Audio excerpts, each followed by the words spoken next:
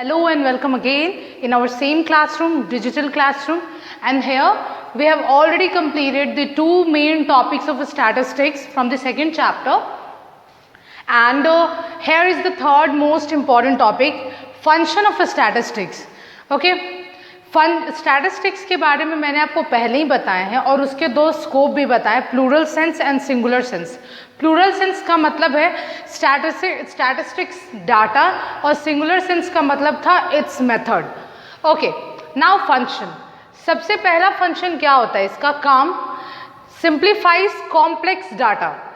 Statistics में बहुत सारे डाटा का कलेक्शन होता है, आपको पहले ही बता दिया गया है that there is collection of data which is the first method of statistics.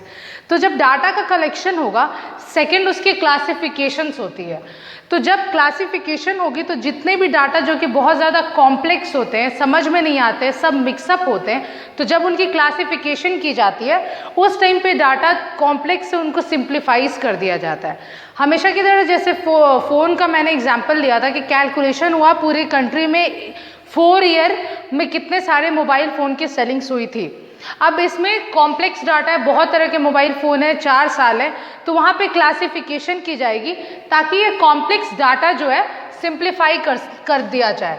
तो जैसे कि मान लीजिए 4 तरह के फ़ोन हैं, हम 4 साल का निकाल रहे डेटा, तो 2004, 5, 6, 7, here is 4 year we having. And phone ले लीजिए डिफरेंट टाइप का, रेडमी, सैमसंग एंड नोकिया और आईफोन.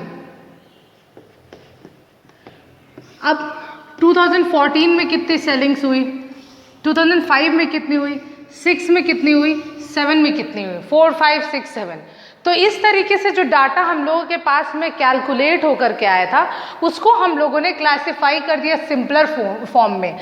ये फ़ोन इतने साल में कितना बिका, फिर टोटल अमाउंट ऑफ फ़ोन हो जाएगा यहाँ पे, और उसके बाद में टोटल कॉस्टिंग हो जाएगी, जितने रेवेन्यूज़ हुए, उसके ऊपर फर्दर जो भी डाटा का प्रिडिक्शन करना होगा. तो ऐसे जो बहुत ज़्यादा कॉम्प्लेक्स डाटा होते हैं उनको सिंप्लीफाई कर दिया जाता है थ्रू क्लासिफिकेशन. तो फर्स्ट फंक्शन होता है स्टैटिस्टिक्स का कि कॉम्प्लेक्स डाटा को सिंप्लीफाई करना, to simplifies complex data. Second is present the fact in definite form. Now fact should be in definite form, not in indefinite form. जितने भी हमारे पास में कैलकुलेशन होंगे it should be very definite and accurate.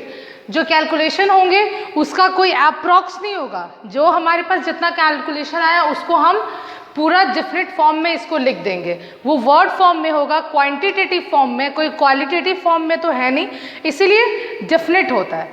Third is provide technique of comparison.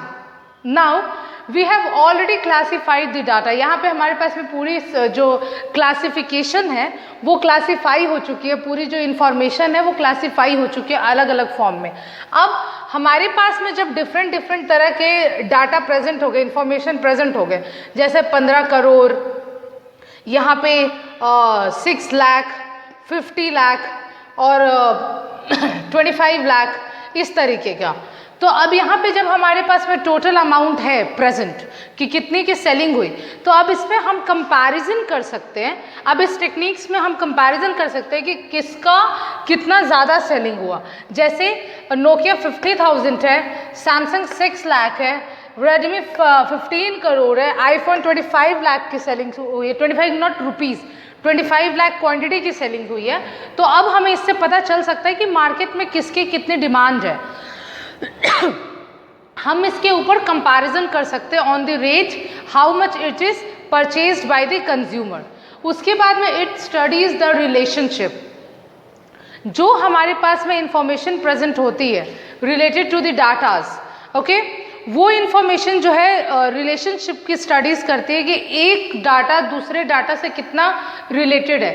For example demand and supply. Demand और supply हमेशा एक दूसरे से इंटर रिलेटेड होता है उनका रिलेशनशिप, बिकॉज किस चीज़ की जिस चीज़ की जैसी डिमांड होगी उस तरीके का सप्लाई होता है, और जिस तरीके से सप्लाई होगी उस तरीके से डिमांड भी डिपेंड करता है।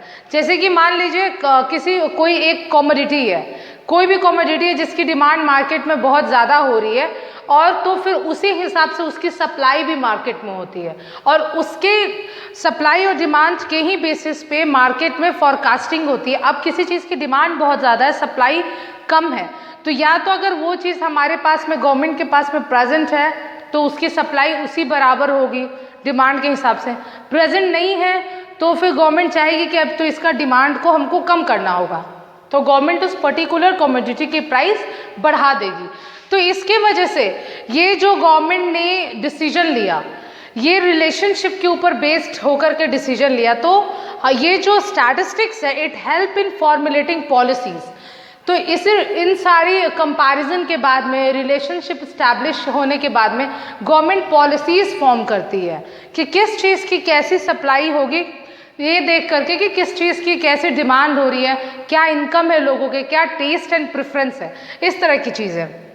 ओके जब पॉलिसीज़ फॉर्म हो जाती है किसी भी डाटा के ऊपर, इंफॉर्मेशन के ऊपर, तो उसके बाद में फॉरकास्टिंग होती है कि इस साल इस चीज़ की प्रोडक्शन इतनी हुई है, तो नेक्स्ट ईयर उसी हिसाब से प्रीवियस एक्सपीरियंस पे बेस्ड हम लोग नेक्स्ट ईयर प्रिडिक्शन करते हैं, फॉरकास्टिंग करते हैं कि अब नेक्स्ट ईयर इस पर्टिकुलर चीज़ की डिमांड एंड सप्लाई क्या होगी, या जो ये इन्फॉर्मेशन है ये कितना राइज करेगा, कितना डिक्लाइन करेगा, और राइज और डिक्लाइन करेगा तो उसके पीछे क्या रीजंस होंगे, क्या फैक्टर्स होंगे जो उसको इफेक्ट करते होंगे।